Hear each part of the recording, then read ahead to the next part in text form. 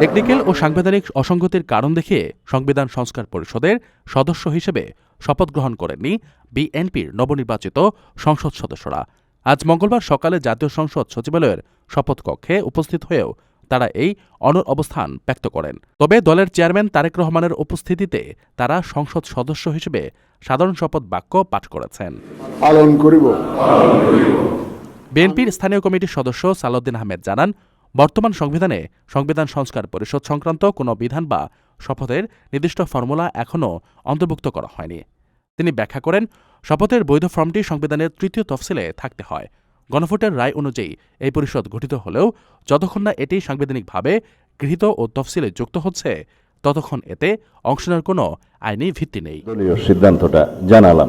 ধন্যবাদ সবাইকে। সালাউদ্দিন আহমেদ স্পষ্ট করেন, বিএনপি সর্বদা সংবিধান মেনে চলে এবং যথাযথ আইনি কাঠামো তৈরি না হওয়া পর্যন্ত এই প্রক্রিয়ার অংশ নেওয়া সংবিধানসম্মত হবে না।